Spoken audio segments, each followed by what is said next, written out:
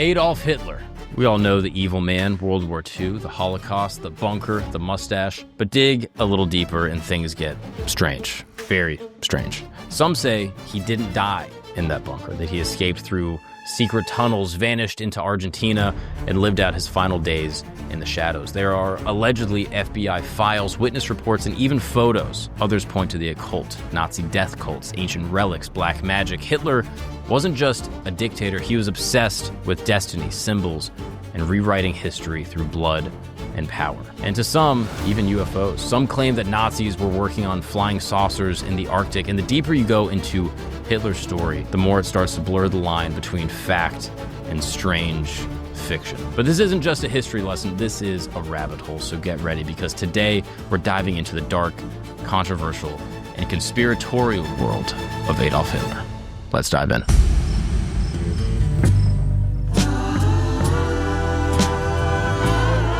What's up, people, and welcome to History Camp. Thank you for joining me in my tent. This is the place where every single week we'll be exploring the most interesting, fascinating, controversial stories from all the most interesting figures and events throughout all history, throughout all time, forever.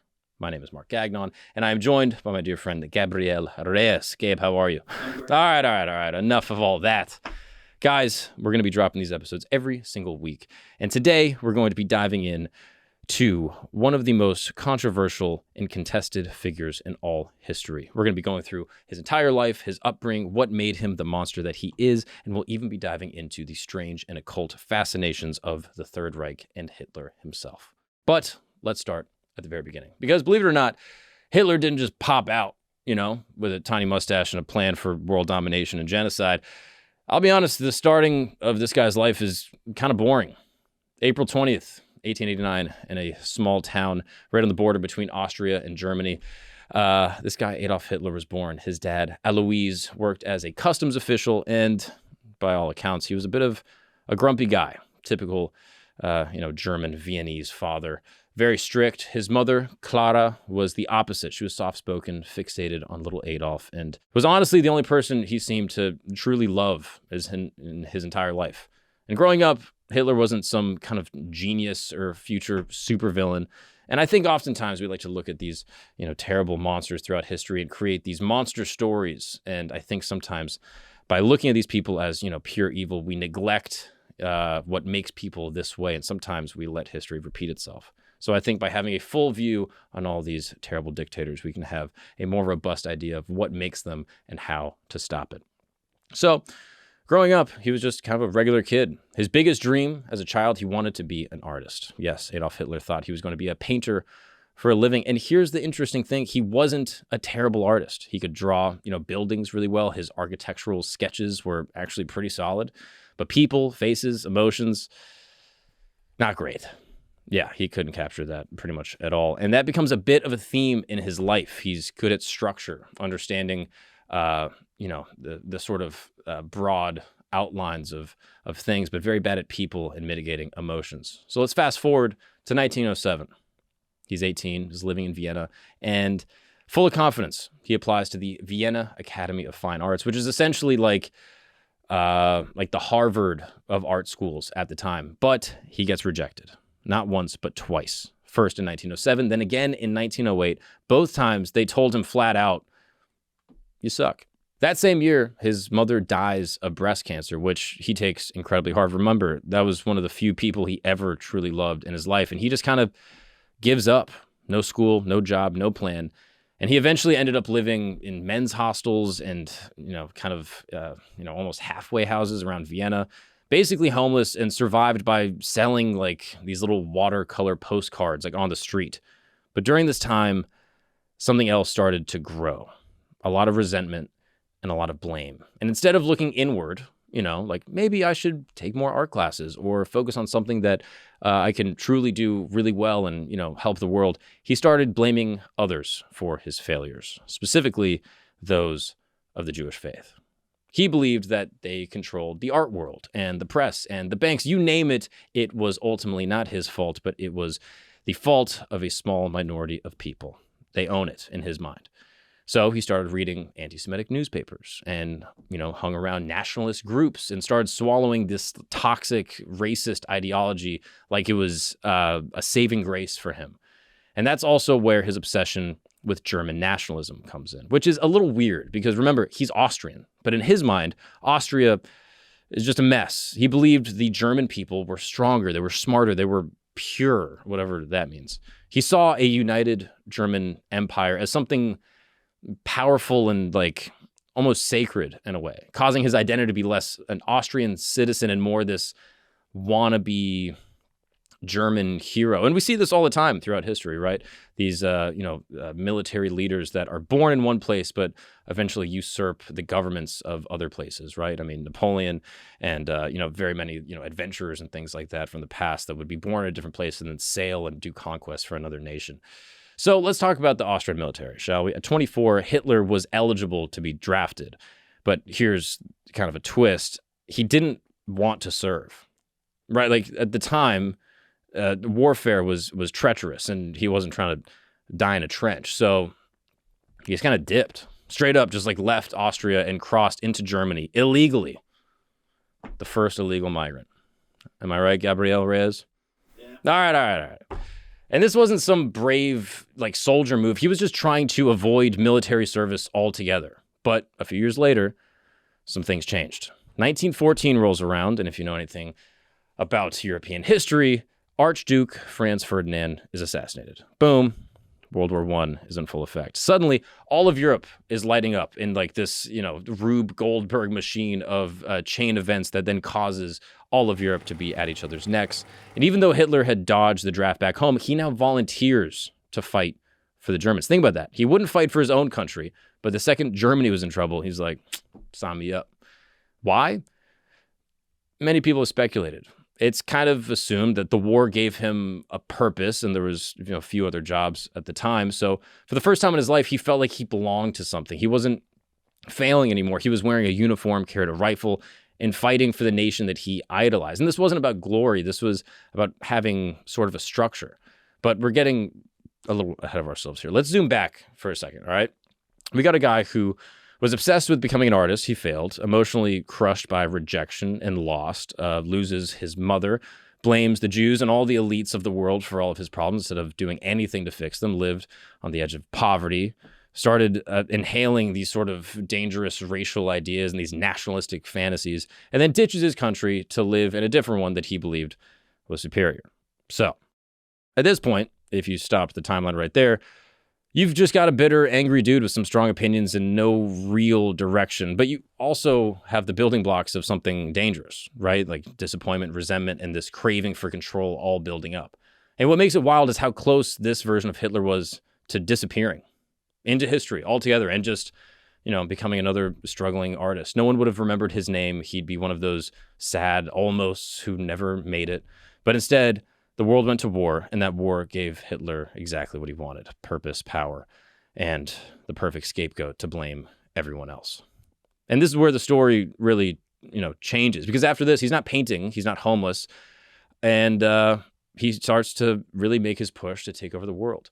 Now, remember, this guy dodged the draft back in Austria, but the second Germany declares war, he's all the way in. And Germany says, sure, we need everyone we can. So boom, Hitler joins the Bavarian army as a private. Not a leader, not a high-ranking officer. He's basically like a foot soldier, and his job, he's just a runner. He's like a courier, which is kind of sketchy as it sounds, right? Basically, he has to carry messages back and forth between trenches and command posts while bombs and bullets are, flying past him. Remember, at this point, trench warfare was the name of the game, and there was very few ways to actually transmit messages back and forth from the front lines all the way back to the command center, so you just needed people to run the information up and back.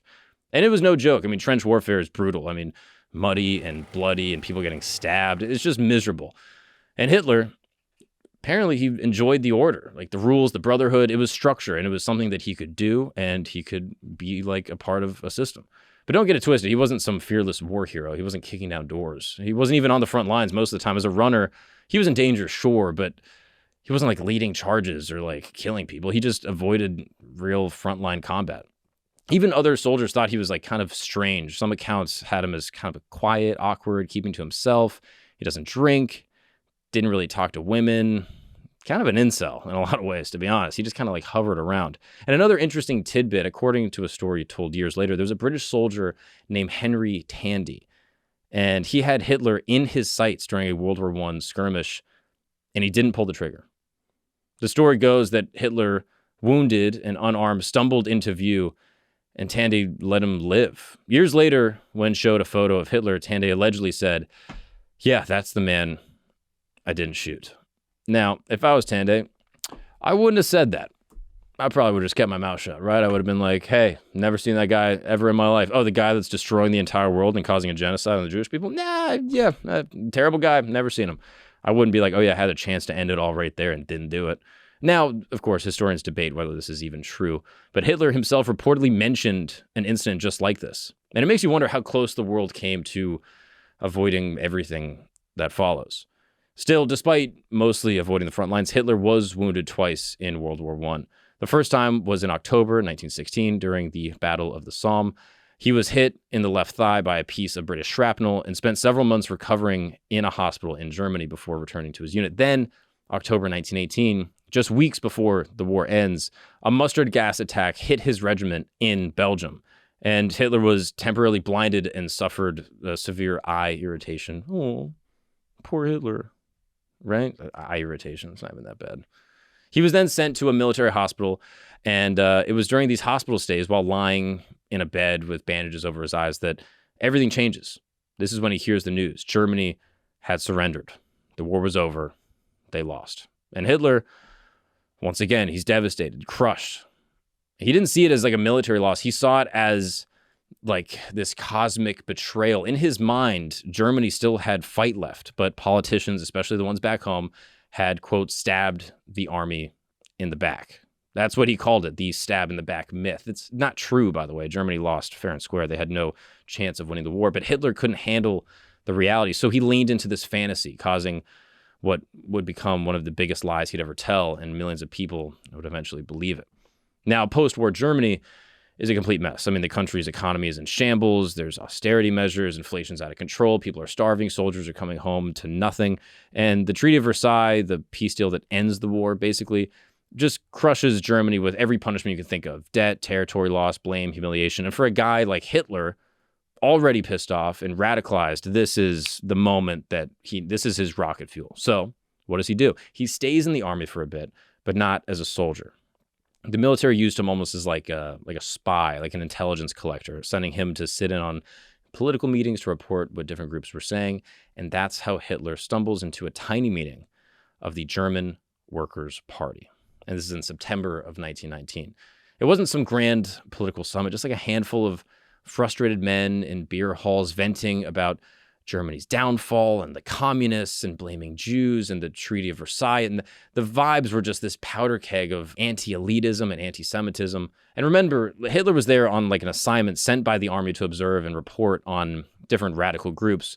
So he's supposed to be keeping to himself. But instead of just kind of sitting back, he couldn't help himself.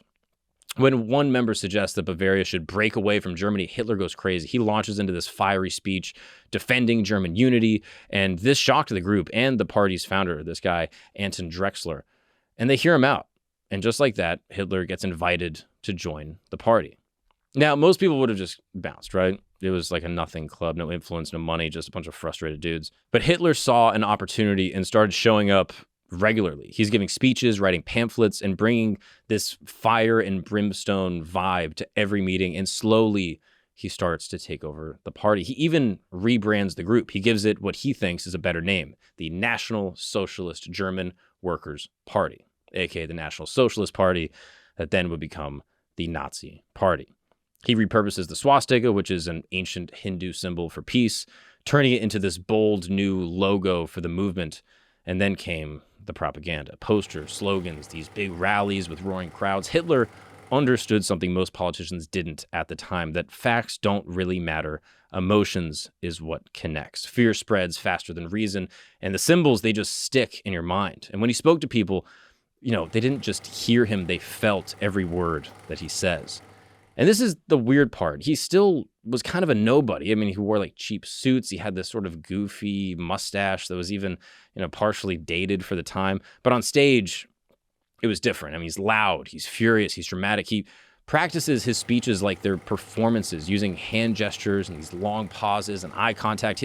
He was kind of awkward in real life, but when he was in front of a crowd, he was a different person. And within a couple years, Hitler was no longer a guy who joined the party. He was the entire party. So he goes from the soldier that doesn't really do much to a wounded, bitter guy blaming politicians and Jews to this now loudmouth speaker stealing the spotlight. And he wasn't rich, he wasn't powerful, but he had found something he never had before, an audience, a core group of people that can mobilize the ideas. And that audience starts growing quickly. Because the more Germany struggled, the more people looked for answers. They looked for a reason, and Hitler, with his speeches and his anger and the lies, he made himself the answer. What's up, guys? We're going to take a break really quick because you own a small business, or maybe you work for a small business, and I am about to make your life so much easier. Let's say, hypothetically, you own a little, furniture business, right? And you're struggling to keep track of the raw materials, the production schedule, invoicing clients, all that stuff. Well, that's why I want to tell you about Odoo, okay? Because with Odoo, it's an all-in-one business platform that streamlines everything. Now you have inventory management, you have manufacturing, you have accounting apps that will make everything so simple. So now if you have a small business, you can monitor the inventory in real time, schedule production calls more effectively, and you can send invoices automatically, all from one platform. Plus, you get a customized CRM to track sales leads and follow up with potential clients, boosting your closing rates. Back in the day, you'd probably have to get, some, Ivy League operator, business person that's, able to make everything happen for you. But now with Odoo, it cuts it all out. And I'm sure you're thinking, okay, if this is going to make my life easier, give me more free time to spend with my friends, family, and playing softball, and make me more money, it must be crazy expensive. This is the good news. Listeners of this program are going to get a 14-day free trial. That's right. You get 2 weeks with Odoo completely for free when you go to odoo.com/camp. That's right. Odoo.com. Use the promo code CAMP and you will get 14 days for free just to try it out. See if you like it. If it's not for you, you don't need it. All right. But Odoo is going to make your life so much easier. Everything you need all in one place. Save time, make more money. Now let's get back to the show. So by the 1920s, Hitler's not just some angry guy, ranting in these beer halls. He's starting to draw these massive crowds and people are showing up. They're listening, they're donating. And the Nazi party is still small, but it's growing. And Hitler's ego, it's growing even faster. Then in 1923, he gets bold, like way too bold. Hyperinflation is so bad that people were literally using stacks of money as firewood. And Hitler thought, all right, this has gone too far. This is the moment. So he goes for it, straight up tries to overthrow the government. This is what's known as the beer hall putsch. And no, it's not a joke. It happened inside an actual beer hall in Munich on November 8th, 1923. Hitler and a bunch of Nazis stormed into a political meeting, waving guns and shouting that a revolution had basically begun. They even kidnapped local officials, trying to force them to join the coup. And the next morning, they marched through the city with 2,000 supporters, hoping to rally the army and the public. And it absolutely works. Psych. Not even close.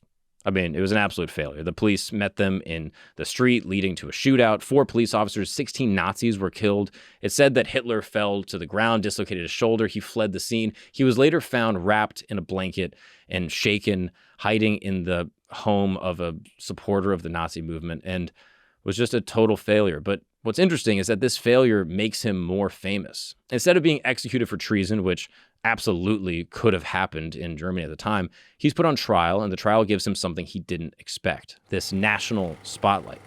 The newspapers covered every word that he said, and Hitler, he kind of treated it like a press tour. He gave these long speeches, again, blaming the Treaty of Versailles, the elites, the Jews, the government, everything but himself. And somehow, the court gives him a pretty light sentence, 5 years in prison. And here's the kicker, he only serves 9 months. And in that time, while he's in prison, he writes a book, a manifesto, perhaps. And you probably heard the name, Mein Kampf. It translates to My Struggle, and it's kind of a mess. It's part autobiography, part political manifesto, part this unhinged rant. He lays out all the twisted stuff that he believes, the racial superiority, anti-Semitism, the need for Germany to conquer more land, specifically in the East. And it's not just a peek into his brain. It's like a full-on blueprint of what he believes and what he's planning to do. Most people don't take it super seriously at the time, and that will prove to be a big mistake. He wrote it with the help of his cellmate and a friend of his in the party, this guy, Rudolf Hess. dictating his thoughts while pacing around.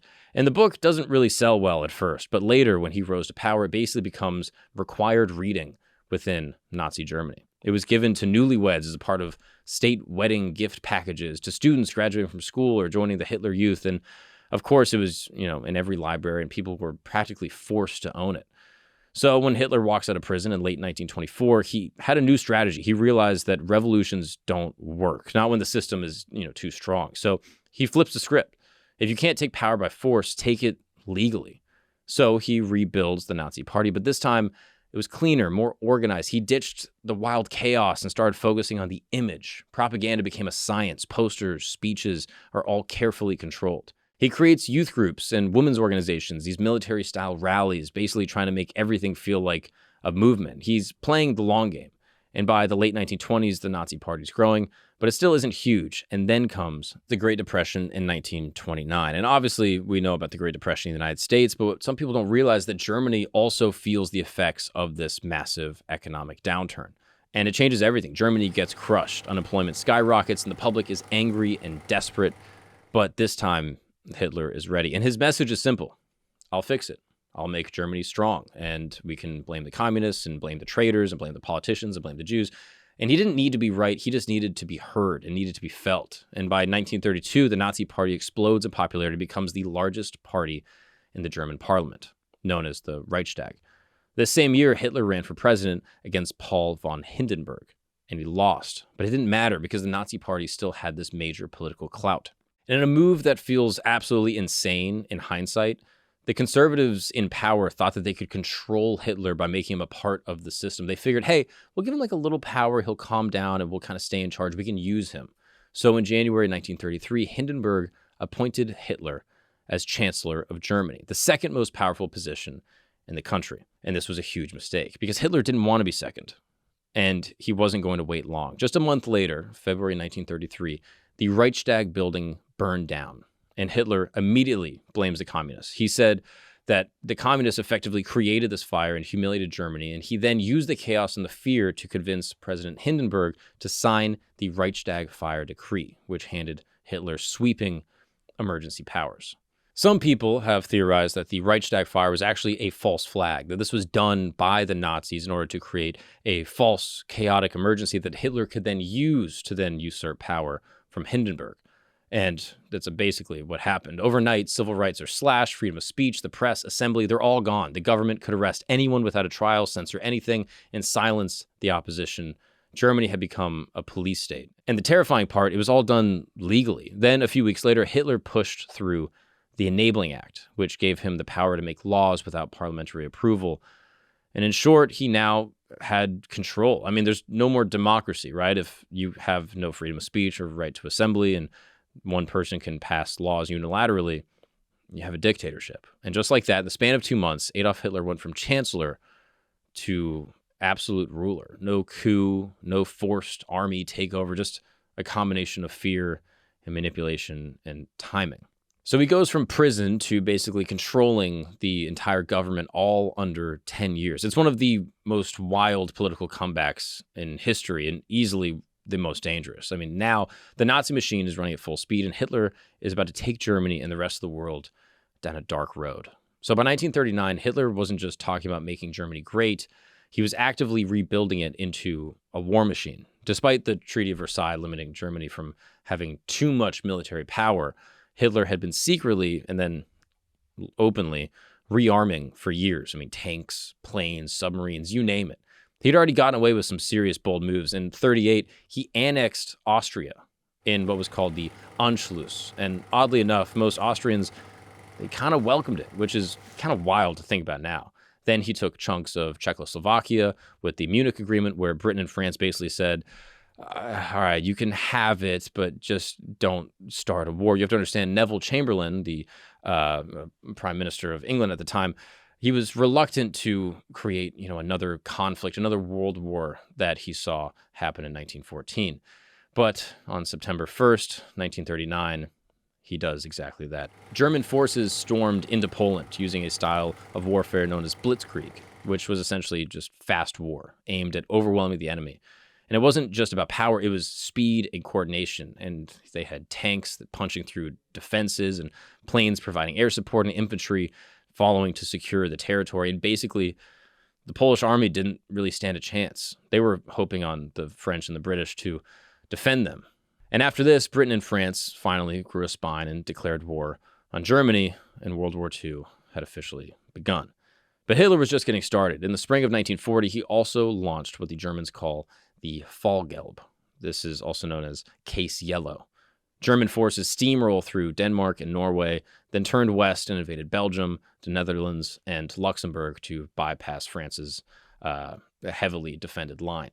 The French, who were supposed to have one of the strongest armies in Europe, completely collapsed, and Paris fell in just 6 weeks, in a very bold move that I actually spoke with Professor Benjamin Hett on a different episode that you can check out. It was a fascinating military move done through Belgium that basically overwhelmed the French forces. And to get really petty, Hitler made the French sign their surrender in the exact same railway car where Germany had surrendered in World War I. Just to give you an idea of the grudge that this guy was holding. So by summer 1940, Hitler controlled most of continental Europe. The only major power still standing against him was Britain, led by Winston Churchill, who was basically the anti-Hitler in some ways. He was stubborn, defiant, unwilling to quit, and Hitler eventually launched the Luftwaffe, the German Air Force, against the British cities in what became known as the Battle of Britain. But the Royal Air Force managed to fight them off and gave Hitler his first major setback.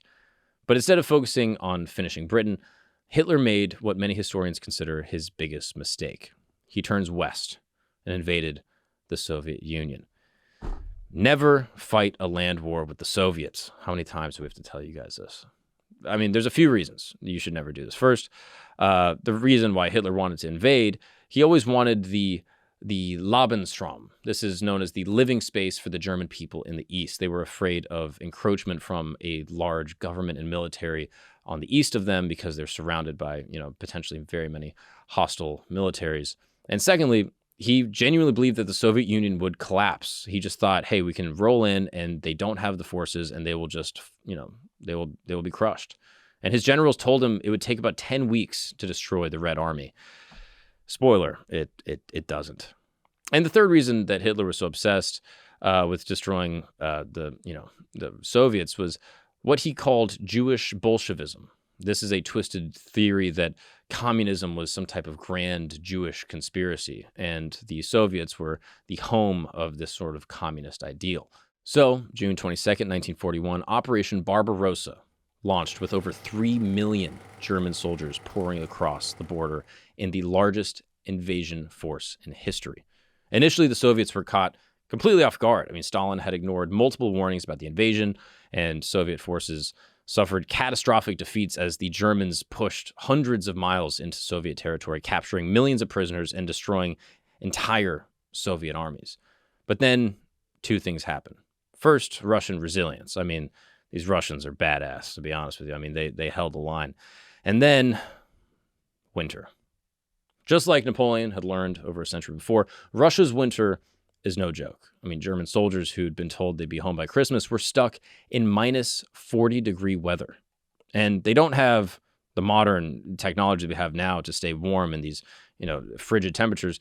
Even for the time, they didn't have the proper gear. Tanks wouldn't start, the weapons froze, the soldiers got frostbite, everything was just kind of going to shit. Meanwhile, as the Germans pushed deeper into Soviet territory, they thought they were closing in on a quick victory, but the Soviets weren't retreating, they were strategically falling back. And as they did, they implemented the brutal scorched earth, blowing up railways, burning crops, destroying factories, anything that could be potentially useful to the Germans, they were destroying. Entire towns were emptied and torched. It wasn't just tactical, it was personal. If the Nazis wanted the land, they'd get frozen and they would starve. Just as things were starting to fall apart on the Eastern Front, another bombshell, literally, December 7th, 1941, Japan bombs Pearl Harbor, flying planes kamikaze directly into a military base, dragging the United States into the war. Now you'd think Hitler would have taken this as a chance to kind of pause and reassess, but nope. In one of the dumbest strategic decisions of the war, he voluntarily declared war on the United States a few days later. Why? because he assumed Japan would return the favor by declaring war on the Soviet Union, which they didn't. Instead, Hitler just handed the Allies a superpower with the world's largest industrial capacity, oceans of resources and manufacturing, and above all, freedom. So, by the end of 1941, Hitler wasn't just bogged down by the Russian winter, he's now fighting a true world war against the three most powerful Allied nations, the Britain, the Soviets, and the United States. And fortunately, as we know, it doesn't end well. But while World War II is raging across Europe, something darker is unfolding behind the front lines, something that many people around the world weren't fully aware of, something Hitler had hinted at for years, but the world had failed to fully grasp: genocide. His anti-Semitic rhetoric had moved beyond propaganda, and now there was a blueprint for this mass murder. At first, Jews were singled out with laws and social isolation. The Nuremberg laws stripped German Jews of their citizenship and forbade them from marrying non-Jews. Across occupied territories, Jews were basically forced to wear these yellow stars of David so that they could be easily identified. Their jobs, homes, their rights are fundamentally taken away. And many were forced into ghettos. This is literally just a place where they kind of put them in like this open-air prison, sealed, overcrowded urban zones. The Warsaw Ghetto is a very famous one. And in these ghettos, starvation, disease, and despair were rampant. But as the war progressed, Nazi policy escalated in kind. By 1941, mobile killing squads known as the Einsatzgruppen followed the German army into Eastern Europe. They rounded up Jews and communists and the Roma people and others that they deemed as undesirable and marched them into forests or fields and just executed them at mass. I mean, often forcing them to dig their own graves. At Babi Yar, a ravine near Kyiv, over 33,000 Jews were murdered in just 2 days. But even this, for the sadistic Hitler, was considered too slow. So, in January 1942, top Nazi officials convened at a villa outside of Berlin for what would be known as the Wannsee Conference, where they formalized the final solution to the Jewish question, a plan to effectively exterminate all Jews in Europe. This led to a construction of death camps, not labor camps, not prisons, but facilities built specifically to kill people efficiently and in mass numbers. I mean, Auschwitz, Treblinka, Kalmino, Majdanek, these were the epicenters of genocide.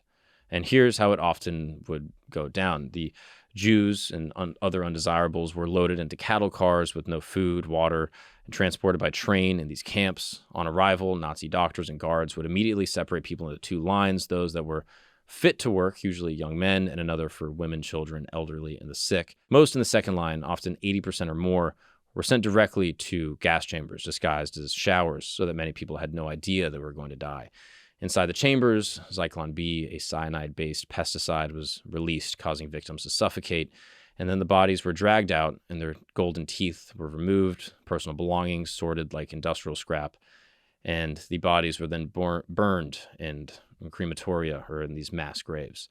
The people who were spared were used as forced labor under brutal and often deadly conditions. While many died from starvation or beatings or exhaustion, medical experiments were also conducted on prisoners, especially twins and children, by so-called doctors like Joseph Mengele, who honestly is so evil and vile he might need his own analysis. When the camps were liberated, around 6 million Jews had been murdered, 2/3 of the Jewish population of Europe. But they weren't the only ones. Nazis also targeted the Roma or the Gypsies, people with disabilities, gay people, Jehovah's Witnesses, Soviet prisoners of war, and millions of Poles and Slavs as a part of their broader campaign of Aryanized racial cleansing. This wasn't random. It was just, it wasn't just a part of war. It was a calculated system of extermination, planned, approved, and carried out by a modern state. The Holocaust wasn't just one of history's greatest crimes. It was a warning of how dangerous ideology can become combined with power and indifference. And by 1942 and 43, the momentum of World War II had shifted, and not in Hitler's favor. What was once a blitzkrieg-driven conquest had become this slow, grinding collapse on every front. The turning point came in the Battle of Stalingrad where the German Sixth Army was surrounded, cut off, and ultimately destroyed, losing nearly 2 million soldiers in the battle.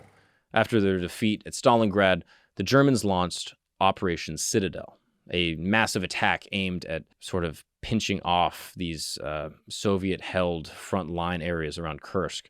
But the Soviets knew that it was coming, and they built these deep defensive lines. They laid over 500,000 mines and prepared layer after layer of trenches and bunkers and anti-tank traps. And by July 1943, history witnessed the largest tank battle ever fought, the Battle of Kursk. But the Germans failed to break through, and the Soviet victory marked an irreversible setback of Nazi power in the East. Meanwhile, the Allies were taking the war to Germany from the sky. A strategic bombing campaign flattened entire cities, destroyed factories and people's homes. In the Atlantic, German U-boats were being hunted down and sunk in massive numbers. Then, June 6, 1944, came D-Day. Over 150,000 Allied troops stormed the beaches of Normandy, opening a massive Western front. The Nazis were now being attacked from both sides. But instead of facing reality, Hitler dug deeper into denial. He fired seasoned generals who gave him honest and pragmatic assessments, replaced them with obedient yes-men who would just give him false hope. He issued strict no-retreat orders, forced entire divisions to hold their ground, even when it meant being surrounded and crushed. And to get even wilder, Hitler became even more detached, staring at military maps and issuing orders to divisions that had already been wiped out. He was literally commanding phantom armies, pretending that they still existed, while the real German military collapsed around him. And then even his own inner circle started to turn on him. By July 20th, 1944, Colonel Claus von Stauffenberg and a group of officers attempted to assassinate Hitler by placing a bomb under a conference table at the Wolf's Lair. The plot nearly succeeded, but a wooden table leg shielded Hitler from the blast, and he survived, just barely, and his retaliation was savage. Roughly 5,000 people were arrested, put on trial, and executed in the aftermath. It's said some were even hung with piano wire, and their deaths were filmed for Hitler's personal viewing, but these tapes have never been recovered, so no one is exactly sure.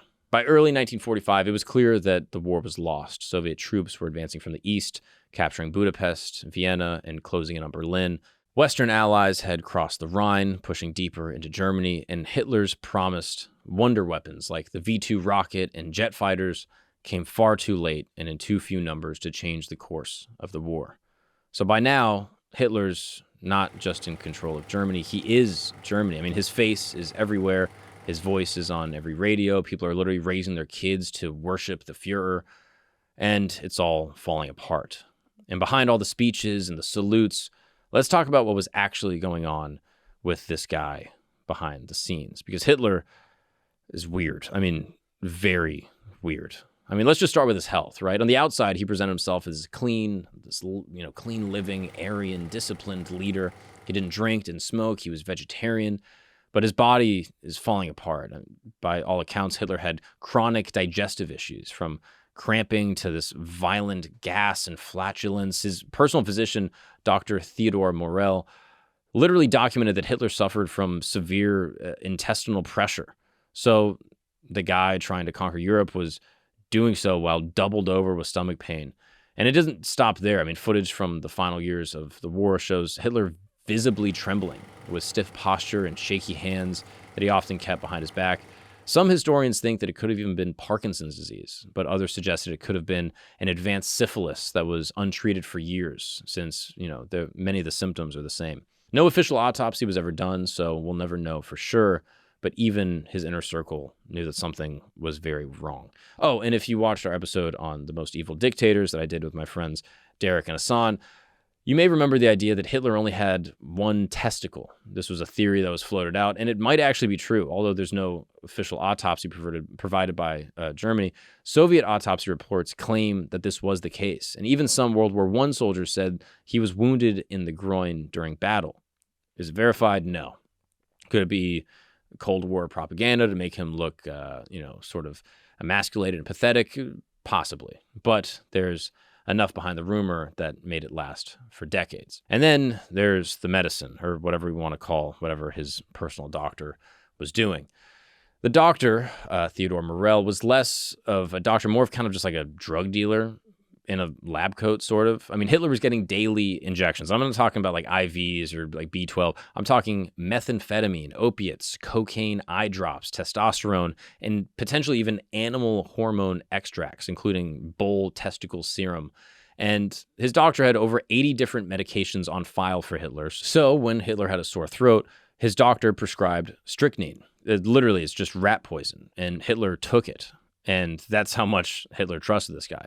Historians also say that Hitler was high most of the day, the manic energy at his speeches. It wasn't just passion. I mean, sure, he was an impassioned speaker, but it also might have just been meth.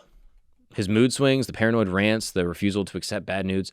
Some people suggest that it was the pharmaceutical cocktail that he was taking. People were, literally thinking that his energy was magnetic, but really he was just, dude was tweaking out. And if all of this isn't strange enough, Hitler had a soft spot for film. Specifically, Disney film. No joke. He reportedly considered Snow White and the Seven Dwarfs one of the greatest animated films ever. Released in 1937, it was the first full-length animated feature, and Hitler was apparently so impressed by the artistic quality that he owned original stills, like the actual animated cells that create the film. And he, these like hand-painted pieces were highly collectible even back then, and he wanted them. And it doesn't stop at Snow White. In his private theater, he also apparently had Mickey Mouse cartoons, and he would screen them.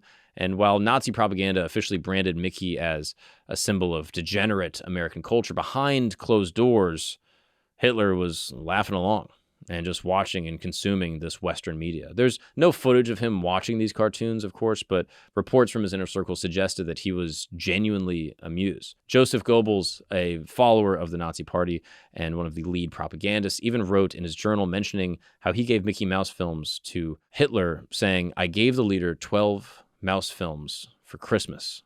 He was very excited and quite happy about his treasures.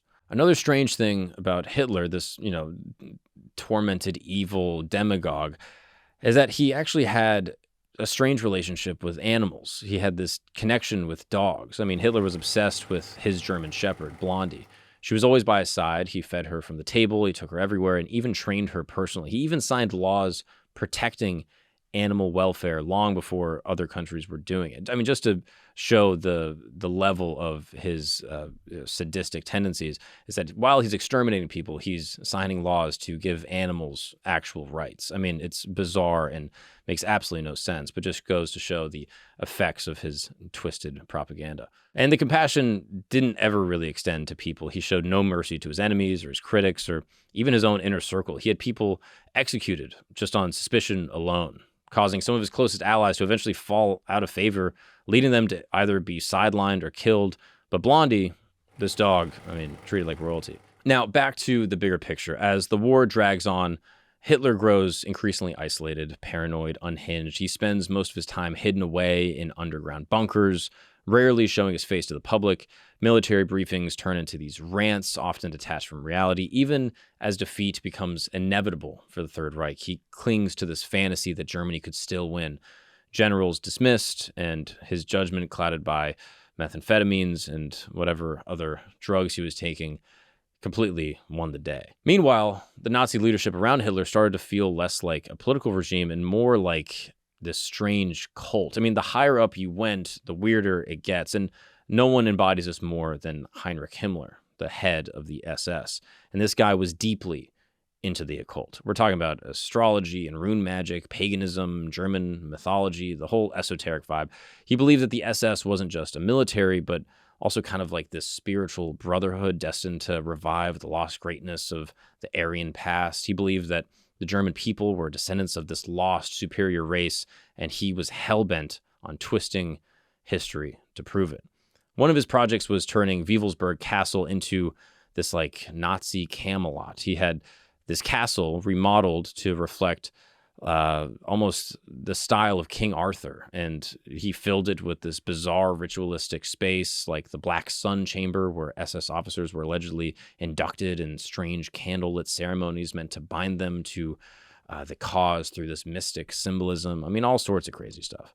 But the crown jewel of his madness was known as the Holy Lance, or the Spear of Destiny. And the legend says that this is the spear that pierced Jesus' side during crucifixion, and that whoever holds it, according to the myth, cannot be defeated in battle. You lose it, you lose everything. I mean, famously, Charlemagne, the leader of the Holy Roman Empire, only faced defeat once he lost the Holy Lance. The actual relic, or what many believe is the real artifact, whether magical or not, was kept in Hofburg Palace in Vienna, a house of treasures in Vienna. And after Hitler annexed Austria in 1938, allegedly he had it moved to Germany. Some say he truly believed that it granted divine power. Others believe that he just liked the symbolism.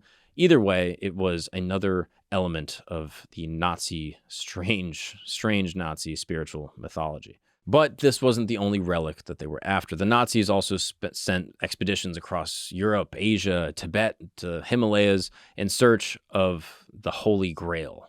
Yes, this is an actual ancient myth that goes back all the way to the time of Christ. This is known as the cup that Christ drank from at the Last Supper. And Himmler believed that if they found it, it would prove their sacred mission and grant them eternal power from the gods, or knowledge, or Aryan validation, or something. It kind of depends on which version of the myth you go with. And if that doesn't sound insane enough, they were also after Thor's hammer. No joke. There's actual discussion that Himmler believed that Thor's hammer was an actual hammer that contained this unknown power. He believed Norse mythology wasn't a myth, and that the Norse was the lost Aryan civilization. In his mind, Thor was this great ancient Aryan warrior, and that his hammer was a real weapon. They even tried to reconstruct ancient Germanic weapons and uniforms and traditions based off of these myths. So, yeah, while the Allies were preparing for D-Day and Stalin's tanks were moving in fast, Himmler had a bunch of guys LARPing in, hoodies and lighting torches to have these weird ceremonies. And it's easy to laugh at now, but they were dead serious. For Hitler and his top brass, and there's some reports to suggest that Hitler himself was kind of over it. He didn't really seem to be all into the occult stuff by the end of his life. But Himmler and some of the people around him were very much consulting with their astrologers and looking for this cosmic mystical power. Now, before we dive into Hitler's death, there's one more conspiracy that we'd be remiss to not mention, given that this is, Camp Gagnon. Given that this is a history camp, right? We gotta dive in. Because if Hitler's real life wasn't bizarre enough, conspiracy culture takes it even further. Some say, again, this is a fringe conspiracy. I don't believe this, but this is out there. Some say that Hitler had ties and interest to the extraterrestrials. According to these theories, the Nazis were trying to reverse engineer UFO technology, supposedly retrieved from ancient civilizations. This is where we meet the Hanbu and Vril craft. This is massive disc-shaped flying machines powered by Vril energy. If you're more interested in Vril and the Vril Society, I can explain a little bit, but I've done a few episodes on this one with Dr. Eric Kurlander down at Stetson University, who has extensive research on all of the esoteric ideals held by the Nazis at this time. But in brief, Vril was believed to be a limitless cosmic force, like the spiritual electricity. You can almost think of it as chi in, Eastern cultures. And it was first mentioned in the 1800s in science fiction novels, but later taken seriously by cult-obsessed Nazis and many other elites at the time. And the Vril Society, an alleged secret order tied to mediums and esoteric knowledge, supposedly believed that they could channel this energy from beings in the Aldebaran star system. Yes, I know, this sounds crazy, but we're talking telepathic communication with space Aryans. I mean, blueprints and artistic renderings of these crafts still float around. They look like your stereotypical UFO, except, stamped with swastikas and meant to function as both aircraft, but also cosmic time machines. And some believe that these were tested in secret locations, like around Wewelsburg Castle or deep in the mountains near the Czech border. Others say that they were just mocked up and left on the drawing board, a pure myth fueled by desperation and drugs. But there is the constant lingering idea of what if. And that brings us to the bell, also known as Die Glocke.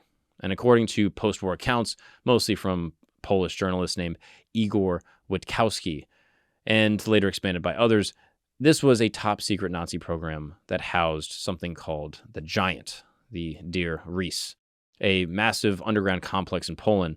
And the device itself was basically this large metallic bell covered in strange symbols and allegedly powered by a substance known as Zerum 525, this radioactive fluid. Now, again, this is far out in conspiracy land, but still the idea and the rumors persist. Witnesses claim that it glowed and pulsed and had this ability to create anti-gravity.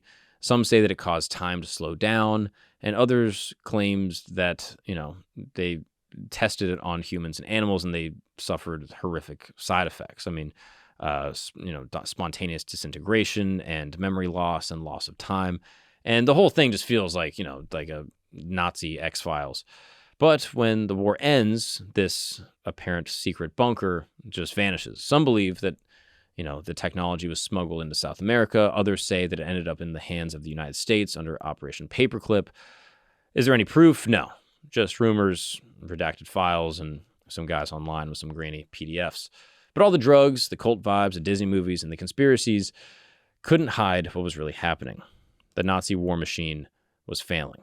The Allies were pushing in from the west, the Soviets were closing in from the east, and the air raids were relentless. So, as Soviet troops surrounded Berlin, Hitler was hunkered down in the Führer bunker beneath the Reich Chancellery. And on April 29th, while hiding, he married Eva Braun, his longtime mistress, in a small civil ceremony inside the bunker. Then, the very next day, on April 30th, Hitler and Eva went to his private study inside the Führer bunker, and said around 3:30 p.m. when she closed the door behind them. Adolf Hitler shot himself in the right temple with a Walther PPK pistol while biting down on a cyanide capsule, while Eva Braun swallowed cyanide. No gunshot wound was reported on her body, and no one witnessed the deaths directly. But Heinz Linge, Hitler's valet, and Otto Gunsch, his personal adjutant, were the first to enter the room minutes later and found Hitler slumped on the sofa, a bullet wound in his right temple with blood dripping, and Eva Braun next to him, appearing untouched except for bluish lips, consistent with cyanide poisoning. Hitler had given orders before his death on what to do with his body if he's found dead. So following Hitler's strict orders, the bodies were immediately carried out to the garden behind the Reich Chancellery, and a small group was involved in the disposal, including Otto Gunsch, Heinz Linge, Martin Bormann, Joseph Goebbels, and SS officers like Peter Hogel and Erich Kempka. They placed the bodies in a shallow bomb crater, doused them with gasoline, and set them on fire. According to Gunsch and Linge, multiple burns were attempted as initial attempts failed due to the lack of fuel and the weather conditions, and the group stood at a distance, saluted, and retreated into the bunker as the shelling continued. And by May 2nd, 1945, Soviet troops captured the bunker and found charred remains in the Chancellery Garden and began a covert investigation. The SMERSH, the Soviet counterintelligence agency, recovered fragments believed to be Hitler and Eva's remains. Hitler's dental remains, his jawbone, his dental bridge, crowns, were positively identified by his dental staff, including dental assistant Kath Heiserman and technician Fritz Ekman.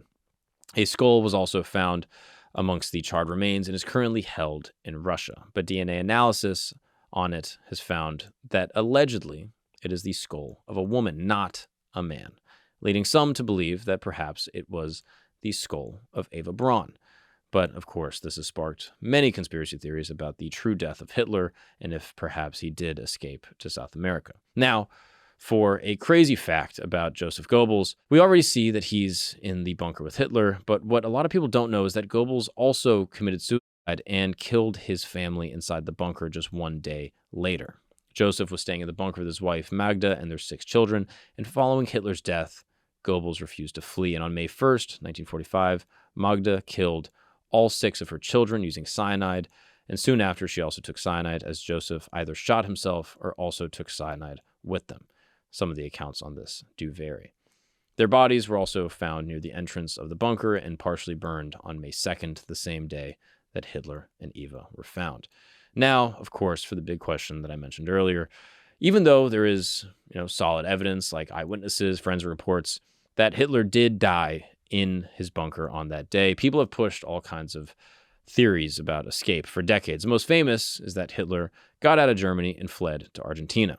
The story goes that Hitler was smuggled out, potentially by a submarine, and hid out in Patagonia under a fake name. Supporters of this theory often bring up how two German U-boats, U-530 and U-977, showed up in Argentina months after the war ended, which sounds suspicious if you're looking for a clue. Plus, we know for a fact that high-ranking Nazis like Adolf Eichmann and Joseph Mengele did escape to Argentina.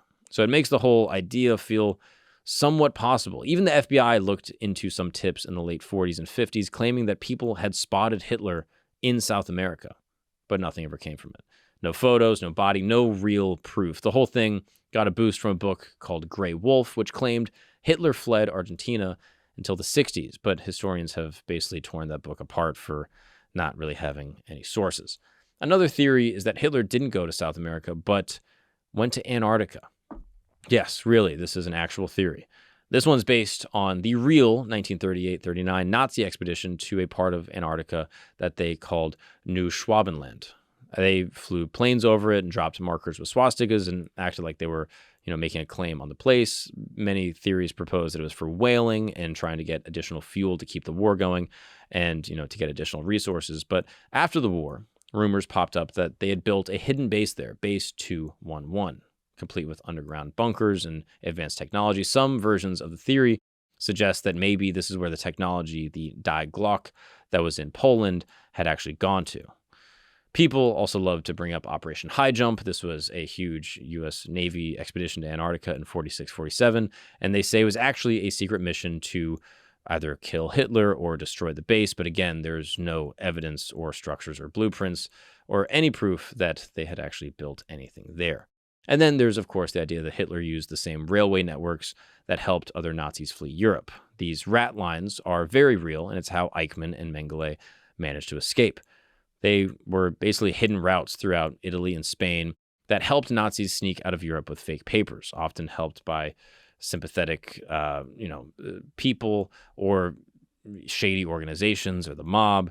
Some people think Hitler used a body double in the bunker while he slipped away using one of these escape paths. Others go even further to claim that Allied intelligence or even the Vatican potentially helped him, but there is no credible record of Hitler being used on any of those rat line routes. And none of the other Nazis who escaped ever mentioned him, which is kind of weird, right? If they were actually with him, the people who were in the bunker and survived all tell the same story, that Hitler was there, was falling apart, and had no intention of being captured alive. These escape theories won't ever die because, they're juicy and interesting and mysterious. And let's be real, the Soviets were not exactly forthcoming with all of their information after the war. But when you stack up the facts and the eyewitness accounts and forensic evidence and intelligence, it all points to one thing, that likely Hitler did kill himself on April 30th. But who knows? Maybe the skull that was analyzed that the Soviets had, maybe it was Eva Braun, maybe Hitler did slip away. I don't know. I'm a little skeptical, to be honest. So, hey, maybe I'm completely wrong. Maybe he's still out there somewhere. Maybe he's kicking back in Argentina with a bunch of Nazi aliens. Who is really to say? I would love to know what you guys think. Drop a comment. Did he truly die, or is he somewhere deep in Patagonia? And folks, that is the morbid, twisted story of the life of Adolf Hitler. And we covered everything. We went from where he was born, how he got his twisted ideology, and how many people in his camp got obsessed with the occult, the genocide, the war efforts, the mistakes, and ultimately what led to the victory of the Allies. And I've always heard it said that the war was won from American manufacturing, British intelligence, and Russian blood. And I think that's still the case. I think that's actually a pretty simple way to think about the war effort. Now, of course, there's many, many things about the life of Adolf Hitler that were failed to be mentioned in, this short time that we spent together. But here at History Camp, we'll be covering many other pieces of World War I and II and every other event in history ever. And so I'm sure this will not be the last time that we analyze the consequential days of Germany during the Third Reich. Thank you guys so much for joining me. Please drop a comment. I would love to know what other leaders, dictators, demagogues, or even noblemen in history would you love to analyze? Who has an interesting past that deserves to be looked at again, and who has maybe strange elements in their history that never really got uncovered? Please drop a comment, please subscribe, and once again, thank you so much for joining us at History Camp. See you next time.